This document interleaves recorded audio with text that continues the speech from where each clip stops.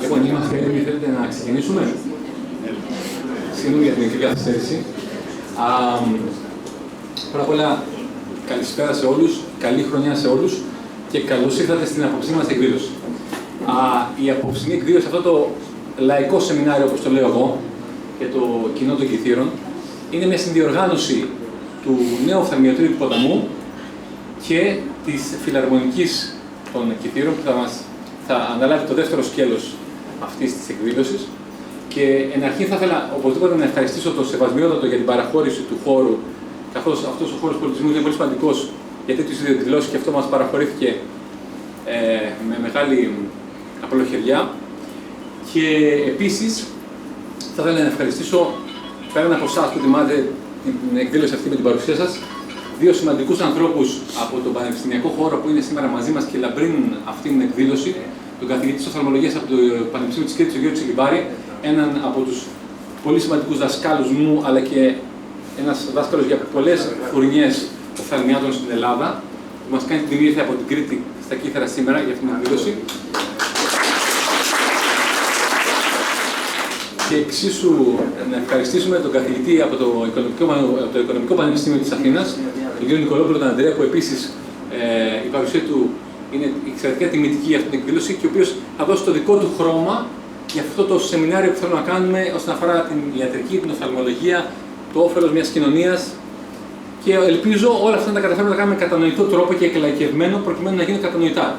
Η όλη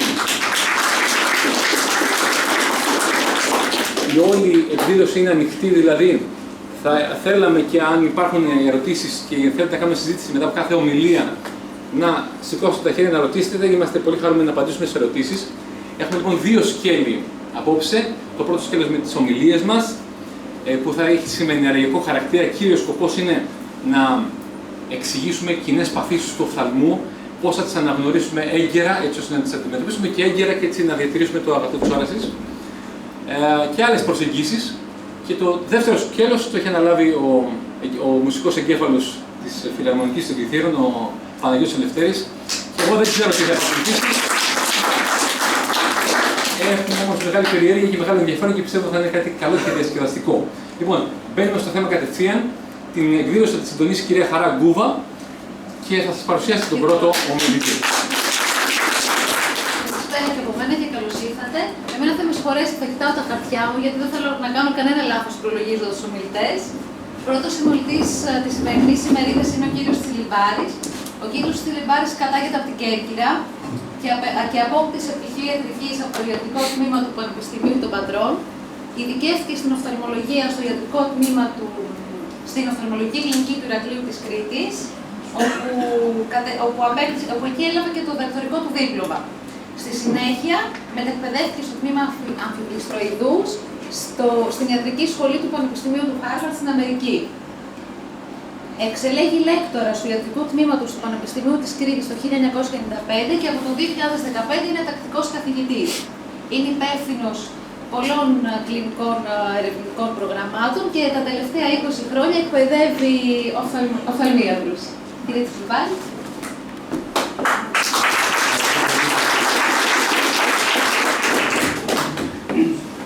Επιτρέψτε μου να κάτσω γιατί πρέπει να χειρίζομαι εδώ το μαραθέτη.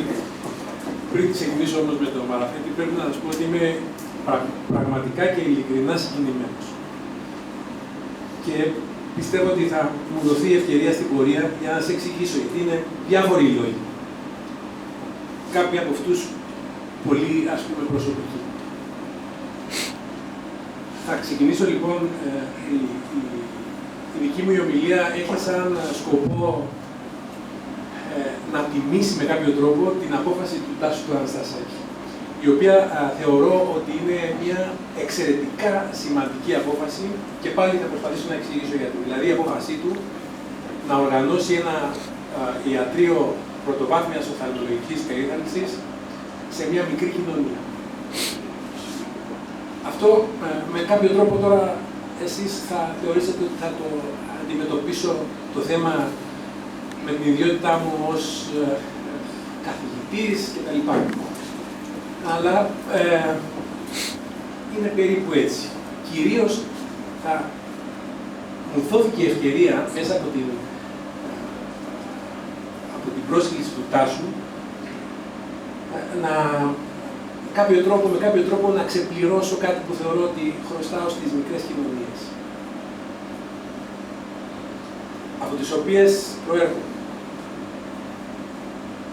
Γιατί στην πραγματικότητα έχω γεννηθεί σε ένα μικρό χωριό της Κέρκυρας,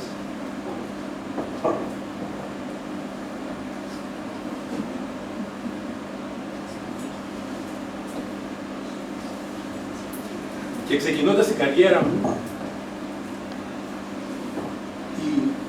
αν θέλετε, η προσμονή του πατέρα μου ήταν ότι θα γύριζα σε αυτό το χωριό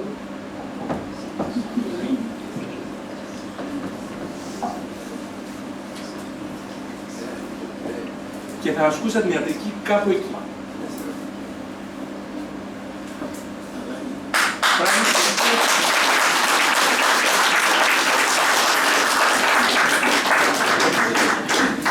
Ήταν εκτός προγράμματος, τι γνώμη. Πράγμα το οποίο, έτσι όπως έγιναν τα πράγματα, όπως καταλαβαίνετε, δεν έγινε ποτέ. Και θα εξηγήσω γιατί δεν έγινε ποτέ και θα εξηγήσω γιατί ακόμα θεωρώ ότι αυτό ενδεχομένως αντιπροσωπεύει ένα από τα μεγάλα μειονεκτήματα του συστήματος έτσι όπως έχει στηθεί μέχρι τώρα. Όχι το γεγονός ότι εγώ προσωπικά δεν γύρισα, αλλά το γεγονός ότι ακόμα και σήμερα που είμαστε, εγώ κατά κάποιο τρόπο στη μέση προς το τέλος της καριέρας μου, υπάρχει ένα κομμάτι που αφορά την περίθαλψη, την πρωτοβάθμια περίθαλψη, που εξακολουθεί να είναι κενό. Είναι κενό το οποίο δυσκολεύεται να το αντιμετωπίσει η οργανωμένη πολιτεία, παρόλες τις προσπάθειες και παρόλη την καλή διάθεση και δεξιά και αριστερά. Και ξαφνικά χρειάζονται τέτοιες πρωτοβουλίες, χρειάζεται κάποιος να πάρει τη μεγάλη απόφαση και να κινηθεί και να κάνει όλα όσα χρειάζονται για να στηθεί ένα ιατρείο σε μια μικρή κοινωνία. Αυτό με το εξ αρχής από όταν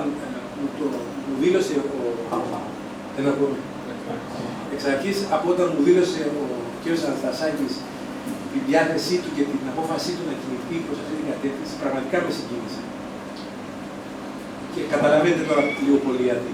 Παρά το γεγονός ότι τα τελευταία χρόνια, τα τελευταία 20-30, εγώ είμαι τώρα στον χώρο της οφθαλμολογίας, υπολογίζεται από το 90, είναι 25 χρόνια. Σε αυτό το διάστημα έχουν γίνει πραγματικά θεαματικά βήματα. Πολύ μεγάλα βήματα. Δηλαδή έχει αλλάξει δραματικά η επιστήμη μας, έχει αλλάξει δραματικά, αν θέλετε, και το υγειονομικό τοπίο στην Ελλάδα. Έτσι, δηλαδή, εγώ πρόλαβα σαν νεαρός ειδικευόμενος στο Ηράκλειο, πήγα και ξεκίνησα την ειδικότητά μου στο Ηράκλειο όταν πρωτοστήθηκε το Πανεπιστημιακό Νοσοκομείο του Ηρακλείου.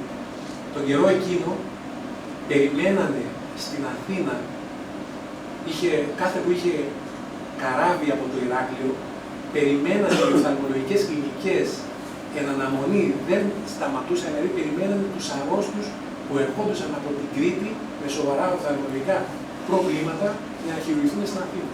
Αυτό λοιπόν το πρόλαβε. Έτσι στήθηκε το νοσοκομείο το 90 ουσιαστικά, άρχισε ακόμα γινόταν αυτό. Πέρασε κάποιο διάστημα μέχρι που να στηθεί πραγματικά και να οργανωθεί και εν τέλει να γιγαντωθεί το Πανεπιστημιακό Νοσοκομείο. Έχει η Ελλάδα αρκετά πανεπιστημιακά νοσοκομεία τώρα. Αναπτυχθήκαν τέτοιες, αυτό που λέμε, τριτοβάθμιες δομές υγείας, αρκετές, με εξαιρετικά σημαντική επίπτωση στην ποιότητα, αν θέλετε, ζωής της περιφέρειας. Μέχρι ένα ορισμένο σημείο. Δηλαδή, υπάρχουν πράγματα τα οποία έγιναν σαν αποτέλεσμα της ανάπτυξης των μεγάλων κέντρων τριτοβάθμιας περίθαλψης, αλλά υπάρχει ακόμη, όπως σας είπα και στην αρχή, ένα μεγάλο κενό που αφορά την πρωτοβάθμια περίθαλψη. Θα ακούτε τώρα τελευταία από τις προσπάθειες πώς θα στηθεί η πρωτοβάθμια περίθαλψη, τι θα γίνει και πώς όλα αυτά υποδηλώνουν ότι υπάρχει ένα κενό που προσπαθεί να λύσει μια σημαντική παράμετρο του συστήματος υγείας. Τα τριτοβάθμια κέντρα εξορισμού, τα μεγάλα νοσοκομεία με λίγα λόγια, τα πανεπιστημιακά νοσοκομεία κτλ. Έχουν σαν σκοπό και ρόλο να αντιμετωπίζουν τα βαριά και τα σοβαρά περιστατικά. Αλλά η υγεία συνολικά δεν είναι μόνο τα σοβαρά περιστατικά. Είναι και τα απλούστερα και είναι και αυτό που θα σας δείξω εδώ τώρα. Δηλαδή είναι όλες οι πολιτικές και οι τρόποι που χρειάζονται για να αποφύγουμε τα βαριά περιστατικά. Αυτά λοιπόν, καταρχάς το σύστημα από μόνο του δεν τα προβλέπει και φτάσαμε σε ένα παρονομαστή που χρειάζεται τα μεγάλα νοσοκομεία να απορροφούν και αυτή τη δουλειά. Δηλαδή να παρέχουν και πρωτοβάθμια περίθαλψη. Πέραν, κατά καθιονδήποτε τρόπο, πέραν από το σκοπό τους και από τον τρόπο που είναι στημένα. Αυτό δημιουργεί μια τεράστια στρέβλωση του συστήματος και αυτό απεικονίζεται σε όλα τα επίπεδα. Ξεκινώντας από τη μεγάλη δυσανασχέτιση και από το μεγάλο κούρασμα που υφίστανται οι άνθρωποι που προσπαθούν να προσεγγίσουν το νοσοκομείο, προσπαθούν να το προσεγγίσουν σαν πρωτοβάθμιο κέντρο γιατί δεν έχουν άλλη επιλογή, αλλά αυτό το πράγμα δεν είναι στημένο για πρωτοβάθμιο. Είναι παραλλαγμένο πρωτοβάθμιο και γίνεται ένας σαματάς.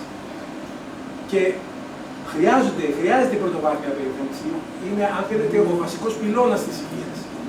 Γιατί πέραν από οτιδήποτε άλλο, σας δείχνω εδώ, για να ξεκινήσουμε και με την παρουσίασή μας, το αποτέλεσμα μιας έρευνας σε πανευρωπαϊκό επίπεδο που αφορούσε, είναι ουσιαστικά ερωτήσεις που απευθύνονται στον κόσμο και αφορούν το πώς εκλαμβάνουν, τέλος πάντων, τι φοβούνται όσον αφορά την όρασή τους και τι θεωρούν ότι θα μπορούσε να έχει γίνει για να αποφύγει κάποιος σοβαρά προβλήματα της όρασης. Επομένως, σε αυτή λοιπόν την έρευνα, πανευρωπαϊκή έρευνα, αρκετά μεγάλη, πάνω από τους μισούς απάντησαν ότι πραγματικά φοβούνται ότι θα μπορούσε κάποια στιγμή να χάσουν την όραση. Έχουν λοιπόν ανησυχία σχετικά με την απώλεια της όρασης.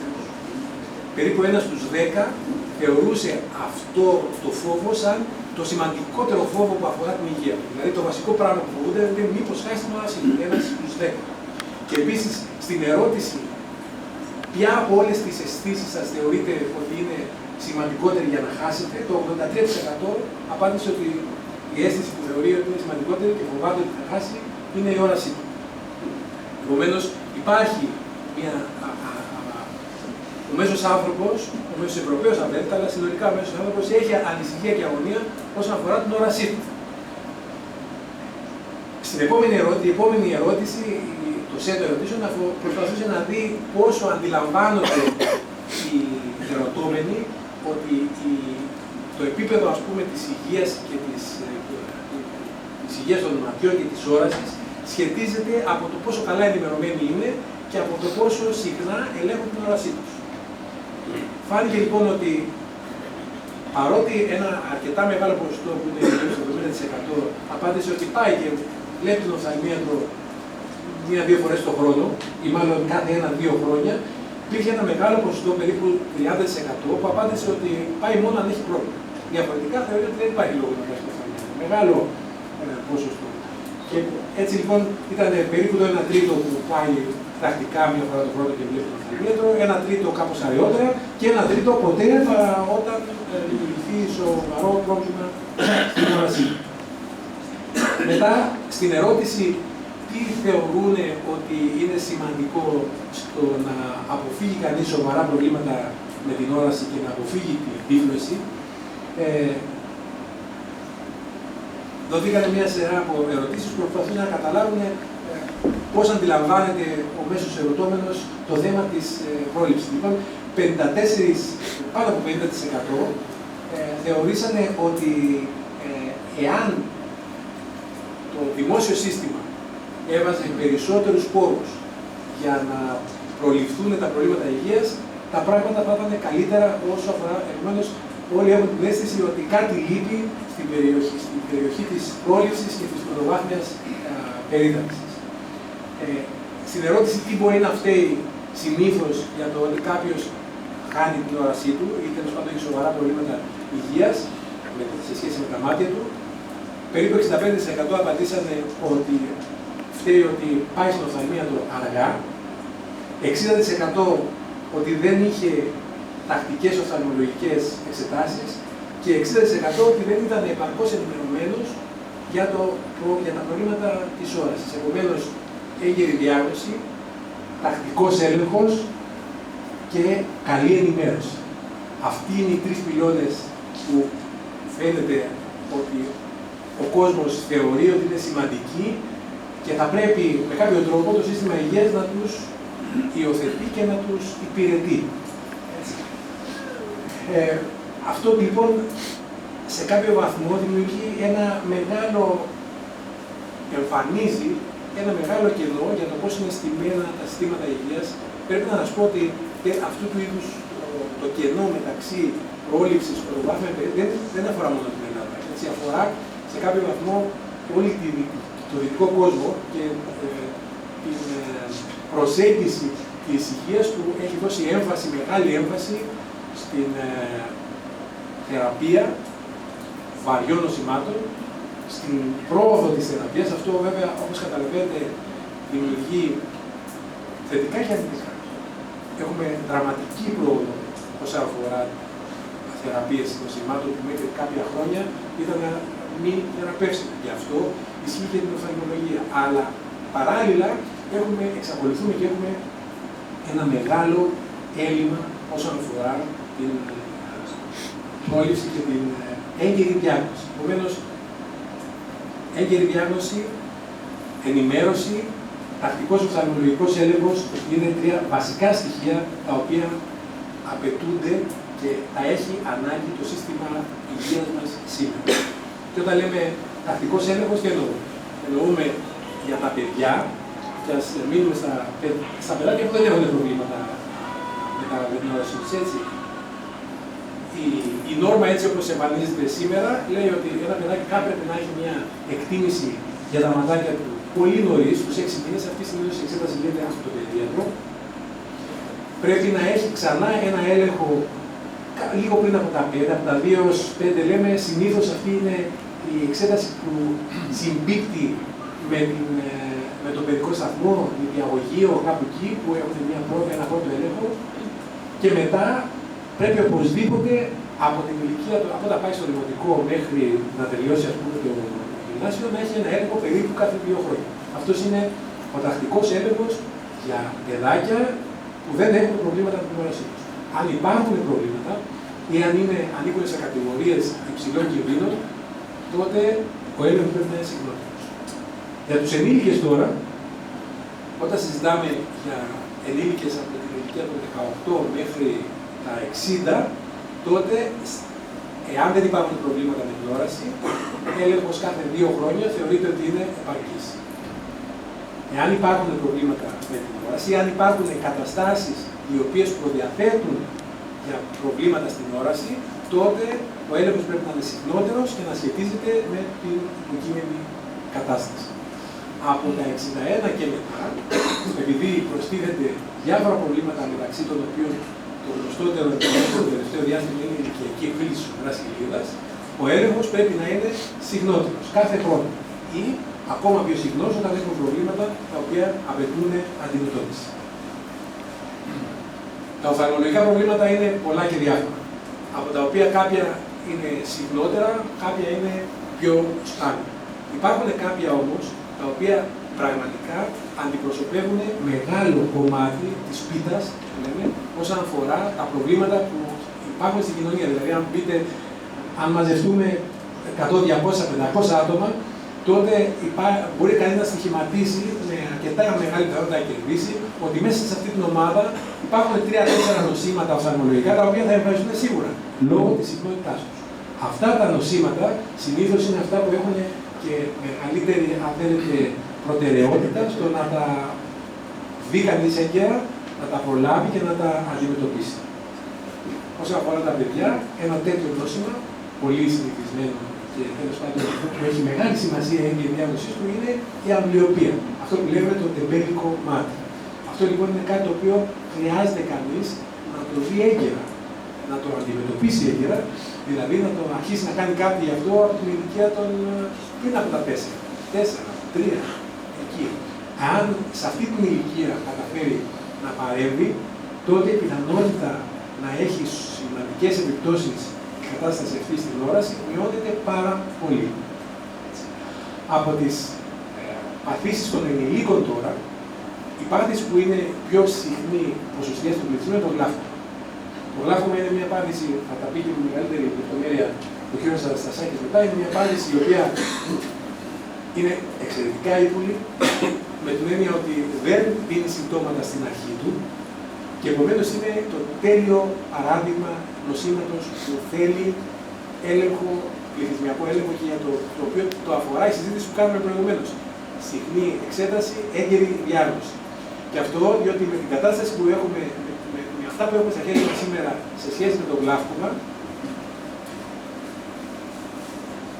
μπορούμε να κάνουμε πράγματα, μπορούμε τέλος πάντων να προλάβουμε την απώλεια της όρασης, αλλά δεν μπορούμε να την επαναφέρουμε εφόσον εγκατασταθεί. Δηλαδή, αν κάποιος πάσχει από γλάφκωμα και έχει χάσει ένα μέρος της όρασής του, δεν είναι δυνατόν να του το ξαναδώσει πίσω. Μπορεί να φρενάρει την κατάσταση να μην φτάσει χειρότερα. Επομένως, το γλάφκωμα είναι ένα νόσημα που θέλει έγκαιρη διάγνωση και έχει την επιπλέον δυσκολία ότι δεν δίνει συμπτώματα. Επομένως, πρέπει να το αναζητήσει ο οφθαλμίατος. Ο ίδιος ο πάσχων δεν ξέρει τίποτα μέχρι να χάσει την όρασή του. Πολύ σημαντικό νόσημα για πληθυσμιακό έλεγχο. Τώρα, τα τελευταία χρόνια έχει γίνει εξαιρετικά γνωστή εξαιτίας, αυτό που λέγαμε προηγουμένως, εξαιτίας της προόδου που υπάρχει στη θεραπεία, έχει γίνει πολύ σημαντική η παρέμβασή μας για την ηλικιακή εκφύλιση της οχράς. Η ηλικιακή εκφύλιση της οχράς δεν είναι καινούριο πράγμα, δεν είναι καινούριο φρούτο, είναι πολύ παλιό. Το πρόβλημα είναι ότι όσο το διάστημα που εγώ ήμουν ειδικευόμενος, οι άνθρωποι που ερχόντουσαν με αυτή την πάθηση φεύγανε με την ένδειξη δυστυχώς δεν μπορούμε να κάνουμε τίποτα. Και ήταν πολύ αυτό. Αρχίσαμε να καταλαβαίνουμε περισσότερο τις κατηγορίες της κατάστασης αυτής και να έχουμε μεγαλύτερη επίγνωση των δυνατοτήτων παρέμβασης με την πρόοδο που είχαμε τα τελευταία χρόνια στη θεραπεία. Σήμερα έχουμε δυνατότητα με φάρμακα που γίνονται ενέσιμα στο εσωτερικό του νοσηλείου να φρενάρουμε, να αναχαιτήσουμε και να βελτιώνουμε σημαντικά την κατάσταση στην ηλικιακή εκφύλιση της οχράς. Επίσης, είναι μια περιοχή σε σχέση με την έρευνα, ας πούμε, όπου υπάρχουν πολλά καινούργια πράγματα και που μέσα στο επόμενο διάστημα θα έχουμε επιπλέον δυνατότητες. Παρενθετικά εδώ, για να κάνουμε τη συζήτηση ακόμα πιο σύνθετη και να δούμε όλοι, τέλος πάντων, να καταλήξουμε πόσο μπερδεμένο είναι όλο το πράγμα, είναι έτσι όπως σας το λέω. Δηλαδή, οι θεραπευτικές δυνατότητες που είναι διαθέσιμες τα τελευταία χρόνια είναι πολλές. Αλλά πολύ μεγάλο επίσης είναι και το κόστος τους.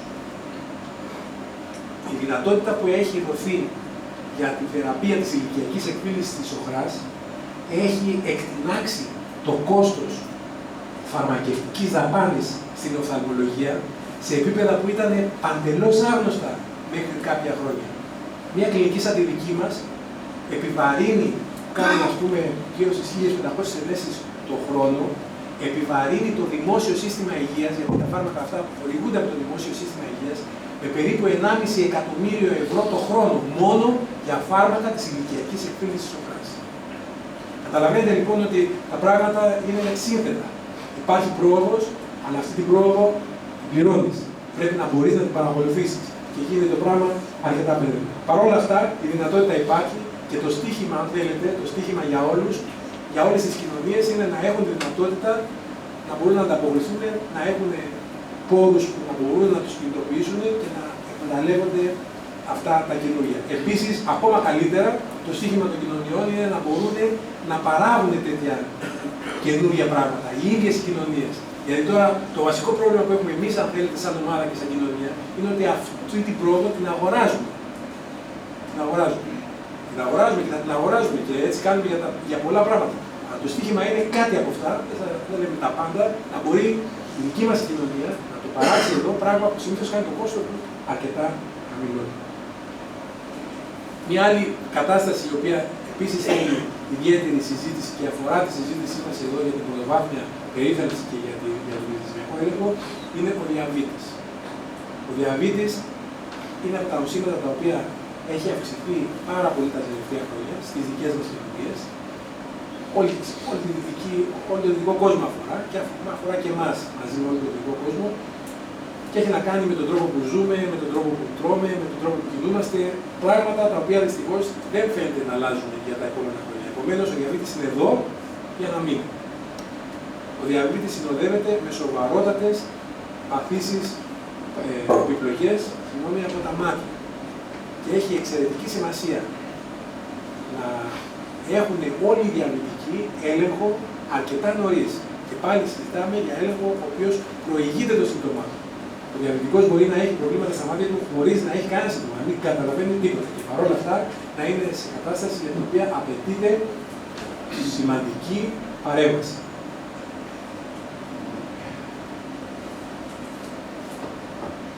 Επομένως, τι κάνουμε, πώς ξεπλένουμε τις αμαρτίες μας. Έτσι, και έτσι θα λέω. Τι είναι αυτό. Αυτό είναι η προσπάθεια που κάνουμε εμείς τώρα, σαν πανεπιστημιακή κλινική, να κλείσουμε το κενό. Αραιά και πού, έχουμε έρθει και εδώ με κάποιο τρόπο έτσι. Βγαίνουμε στα χωριά. Κινητοποιούμε και κάνουμε, εδώ μας βλέπετε στο Πανεπιστήμιο των Ωραίων, τέλος πάντων στην Κρήτη, στα χωριά της Κρήτης. Ερχόμαστε και εδώ στα Κίδυρα σαν γιατροί του Αιγαίου. Σημαντικές πρωτοβουλίες. Αλλά στην πραγματικότητα τη διαφορά δεν την καλύπτει. Αυτό είναι πραγματικά η προσπάθεια της νοσοκομιακής, αν θέλετε, ιατρικής, να ξεπλύνει τις αμαρτίες της. Δηλαδή να βγει και να προσφέρει στον κόσμο αυτό που σαν ιατρική του νοσοκομείου σε γενικές γραμμές αστοχεί να το κάνει. Είναι δύσκολο να το κάνει. Δεν μπορείς να το κάνεις μέσα στο νοσοκομείο με προπάθεια. Τη φορτώνεσαι γιατί δεν υπάρχει άλλη εναλλακτική. Αλλά δεν είναι αυτός ο τρόπος που γίνεται. Επομένως, ναι, το κάνουμε και αυτό, αλλά στην πραγματικότητα εκείνο που έχει σημασία είναι ποιος θα κάνει το μεγάλο βήμα, το οποίο θα έχει σαν στόχο με σταθερό τρόπο και με συνέπεια να παρέχει αυτά τα οποία είπαμε προηγουμένως. Δηλαδή, έγκαιρη διάγνωση,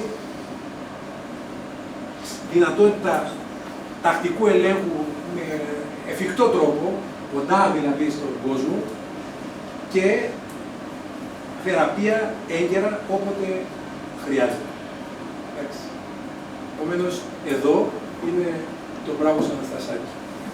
Και πραγματικά, όταν ξεκινήσαμε και κάναμε την πρώτη συζήτηση με τον Τάσο για το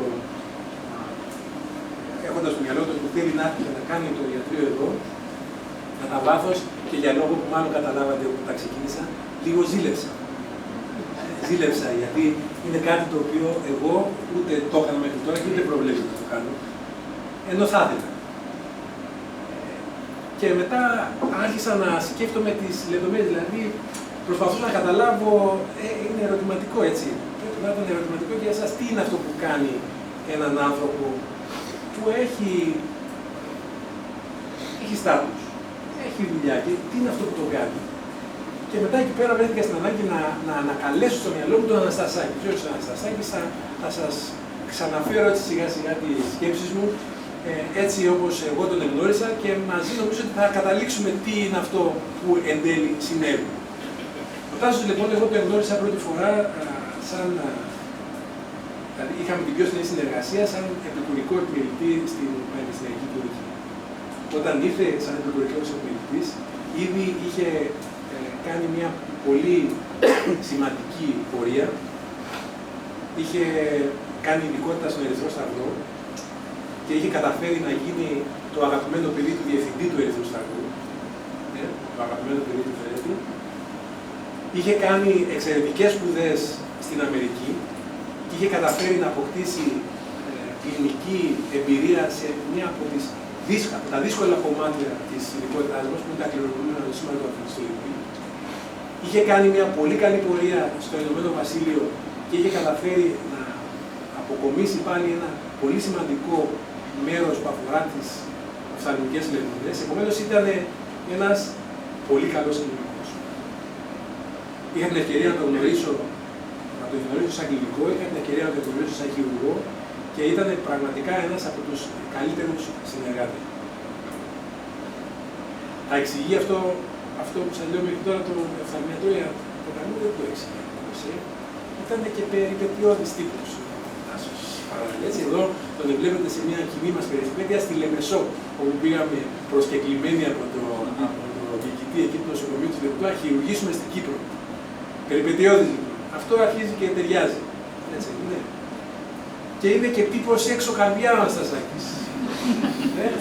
Καλός βορευτής, αρέσει η μουσική. Είναι τύπος ο οποίος, από όσο κατάλαβα στην πραγματικότητα με τον καιρό που ζήσαμε μαζί, κάνει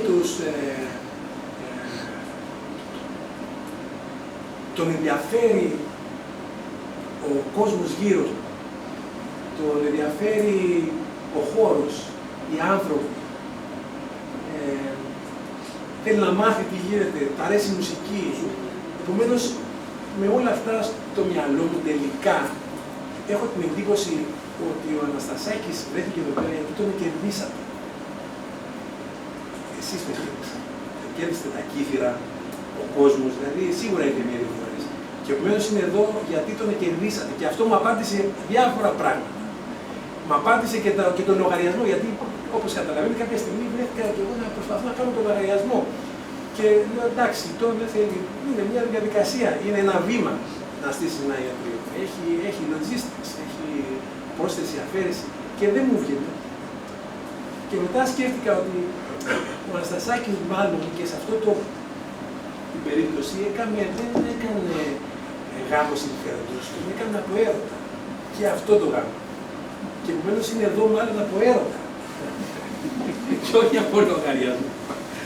Και νομίζω λοιπόν ότι όλο αυτό το πράγμα έτσι όπως διαμορφώνεται έχει τις τέλειες προϋποθέσεις για να πετύχει σαν εγχείρημα.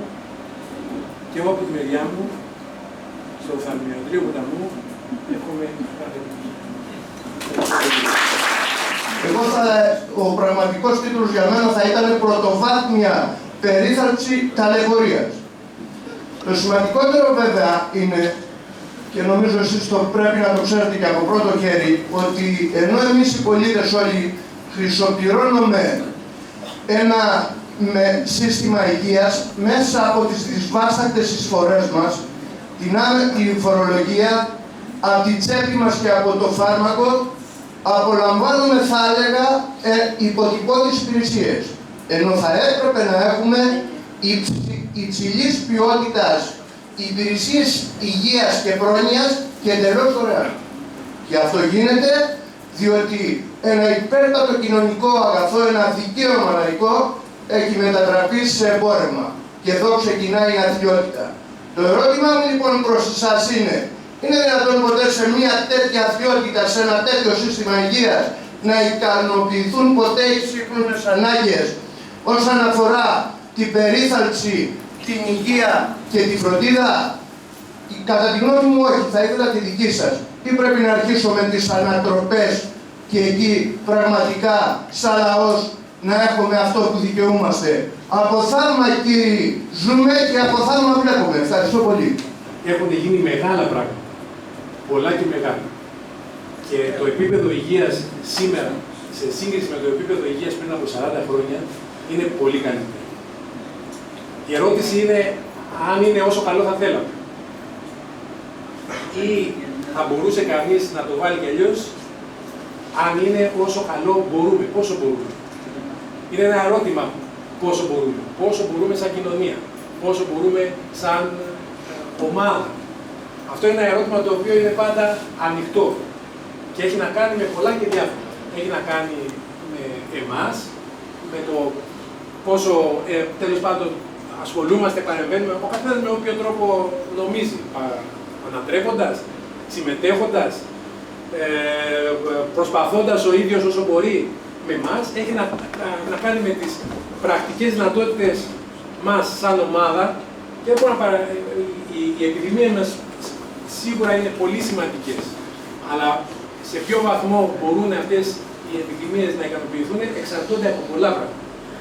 Και εγώ πάντως συμφωνώ ότι το επίπεδο της πρωτοβάθμιας περίθαλψης, και αυτό δεν υπάρχει καμία εμβολία, δεν νομίζω ότι χρειάζεται να πούμε πολλά, είναι χαμηλότερο από τις θα έπρεπε και επομένως παράλληλα με τα πολλά και διάφορα που έχουν γίνει. Και επαναλαμβάνω, έχουν γίνει πολλά και διάφορα. Αυτό δηλαδή θα πρέπει να είναι κάποιος χτεσινός, για να μην. Πολύ χτεσινός, δηλαδή για να μην μπορεί να το δει. Και εγώ που δεν είμαι παραπάνω από χτεσινός και το έχω δει και αλλιώς το σύστημα, μπορώ να σας πω και πολλοί από εσάς είσαστε συνομιλικοί μου και ίσως μεγαλύτεροι, ότι υπάρχουν αλλαγές. Έχει βελτιωθεί το σύστημα υγείας. Έχει βελτιωθεί αυτό που μπορεί να πάρει ένας άνθρωπος από το σύστημα υγείας. Αυτό δεν σημαίνει ότι θα έπρεπε κανείς να εφησυχάσει και γι' αυτό και όλη η συζήτηση απόψε. Η ερώτηση είναι αυτό το πράγμα γίνεται από πρωτοβουλία ενός ανθρώπου, από πρωτοβουλία του συστήματος, έρχεται φορετό, το κάνουμε μόνοι μας. Εγώ εκείνο που μπορώ να πω σήμερα, για το σκοπό που είμαστε εδώ, είναι ότι κάθε ένας μπορεί να βάλει σε αυτό το πράγμα ένα λιθαράκι, είναι ευπρόσδεκτος. Και από την άποψή μου, η προσπάθεια του οφθαλμιατρίου ποταμού είναι προς αυτή την κατεύθυνση εξαιρετική. Μου δίνει πολύ ωραία πάσα. Για να πω ότι το νέο οφθαλμιατρίο στον ποταμό έχει μεριμνήσει, γιατί όπως είπε και ο καθηγητής, αυτό έχει γίνει περισσότερο από έρωτα, για τους οικονομικά ασθενέστερους. Και έτσι, όσοι η διαδικασία είναι ήδη είναι τελειωμένη, όσοι διαθέτουν αυτές τις κάρτες αλληλεγγύης, αυτοί οι οικονομικά ασθενέστεροι έχουν τη δυνατότητα να εξετάζονται σε αυτό το ιδιωτικό ιατρείο δωρεάν. Γιατί συμφωνώ απόλυτα μαζί σας ότι δυστυχώς πληρώνετε, αλλά δεν παίρνετε πίσω αυτό που θέλετε. Εμείς είμαστε ιδιωτική πρωτοβουλία, από έρωτα από τον καθηγητής και σε αυτό το πλαίσιο μέχρι εκεί μπορούμε να πάμε.